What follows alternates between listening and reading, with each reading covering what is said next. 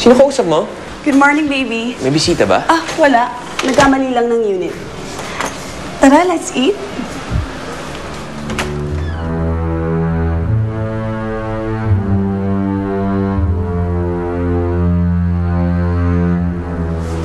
Baby, Bakit ganyan ang suot mo? Anong ginagawa mo dito? Baka isipin ng mga tao dito ka natulog. ano naman? Gusto ko mag-shower after ko magluto eh. Tara na, kumain ka na.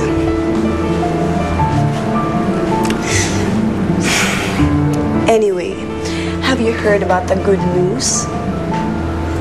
Finally, nagsalita na si Gwyneth. You know about her condition, right?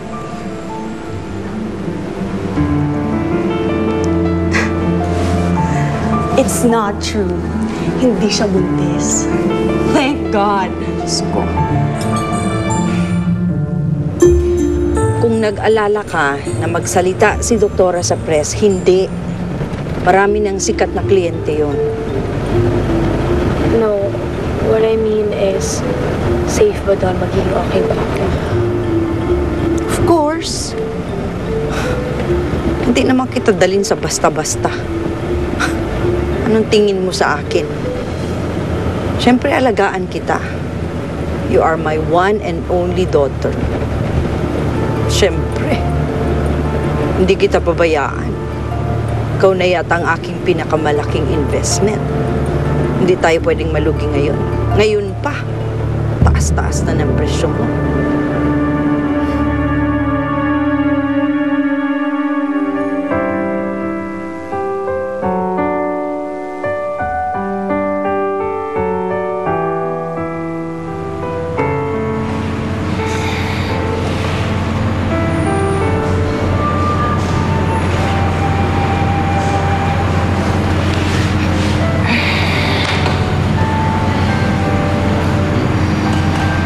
Ate, may problema ba?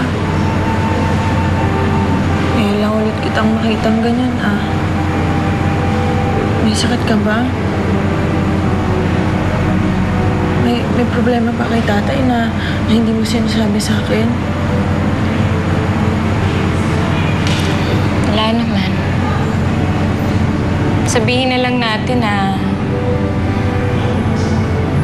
merong isang tao na may bigat na dinadala.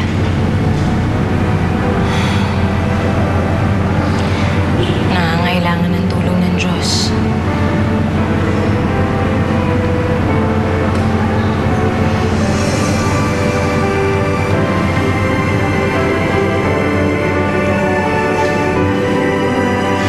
Diyos ko.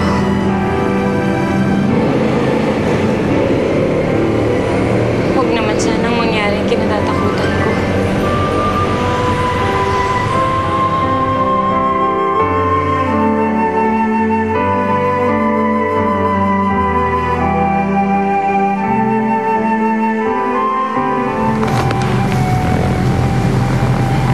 Huwag kang mag-alala. Mabilis lang ito.